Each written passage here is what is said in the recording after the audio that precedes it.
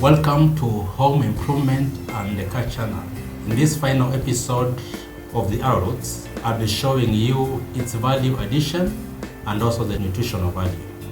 Arrowroots are rich in minerals such as calcium, potassium, phosphorus, sodium, and even ions. Most of these minerals, they aid in the metabolism of the body, blood circulation, and also the health of the heart. Another thing about the arrowroot is that they are rich in fiber. So they are recommended for a person who wants to lose weight because when you eat them, you'll get full very fast, and you will not be able, or it limits you eating a lot of things. It's also recommended for diarrhea because of its high content of starch.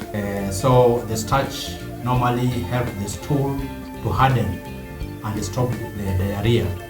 And the last thing about the arrowroots is that they stimulate the antibodies, which helps the strong immune system of the body. Traditionally, arrowroots have been used as food. What normally happens is that you just chop this tuber, and after removing this outside the cover, you cut into pieces, and then you boil, and it can be served with coffee or tea for breakfast. And also the leaves that have been used, or some people use them for making soups, and also pie, like potato pie, and can also be mixed with other vegetables like kales or spinach. Apart from that, we can do value addition, especially if you have you've cultivated a lot of the arrowroots, and maybe we don't have a good market, or what they're offering at the market is not a good price. You can decide you keep them. So initially, if you cannot just keep them when they are fresh like this, because they normally go bad very, very fast. So what you need just to do, you need to dry them. You chop, remove the hard cover, you chop into small pieces, and then take them outside on when we have sunshine, and they will take about around 5 days if we have a good sun. So after that, you can ground them into the flour. You can use that flour to make cakes. You can make that flour to make chapatis. You can use that flour to make bread.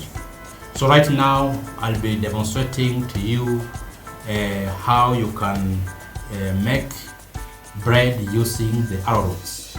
So I have here arrowroot flour, which is 1 cup, and I'm going to add 3 cups of baking flour, and then I'll be adding also other ingredients as normal that are being used to make bread. So I'll be adding 3 cups. After that, just mix well. As I mix, I'll prepare my yeast. So you need some warm water. Add into the yeast with a little bit of sugar, and just mix well. So I leave my yeast for 3 minutes as I continue to mix other ingredients. So you need also 1 teaspoon of salt, 3 teaspoons of sugar, and then I'll mix these dry ingredients together.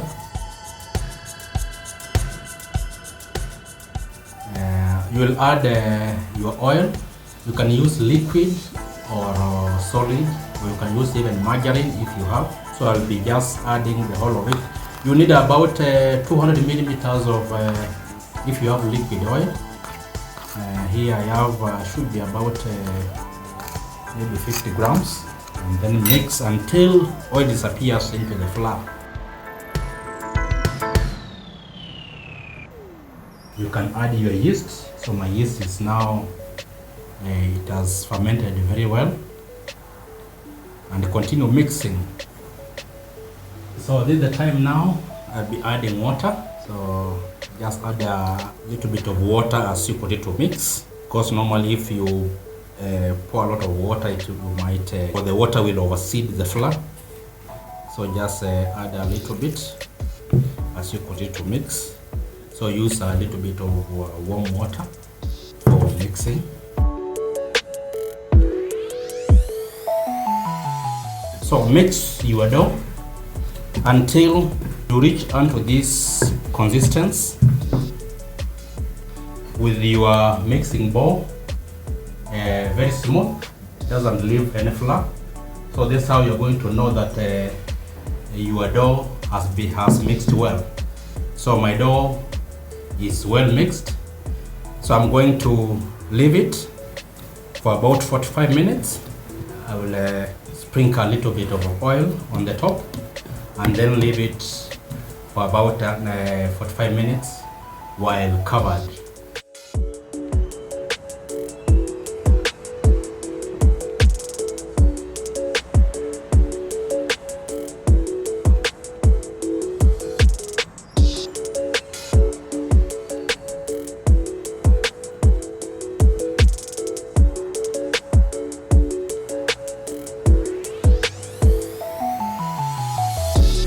So this the last part of our dough. The first part we mixed it and we allow it for 45 minutes, and then we mix it again and we have allowed it for 45 minutes. So this final part I'm going to mix it again and then keep it on this baking tray, which I'm going also to oil. First of all, I'm going to oil my baking tray.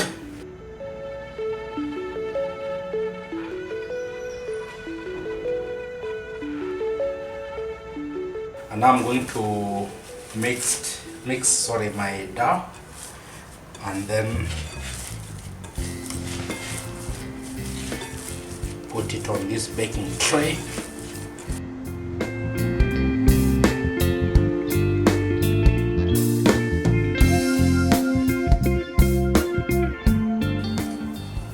Make sure that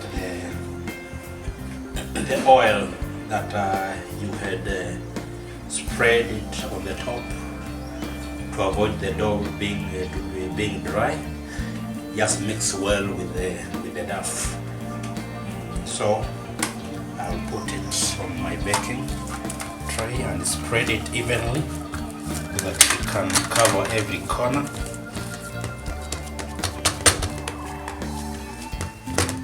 So I'm covering this dough,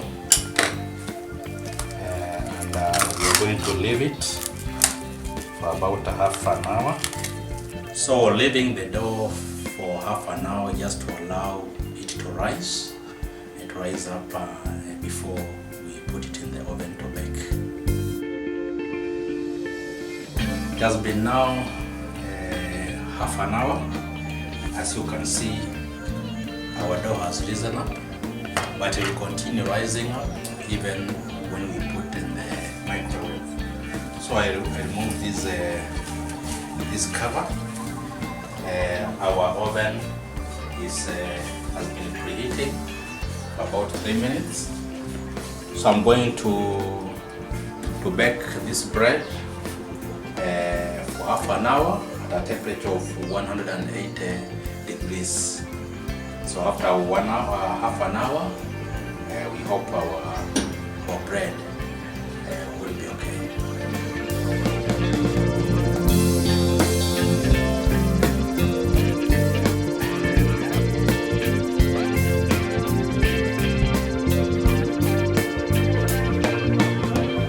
So after waiting for half an hour, our bread should be ready.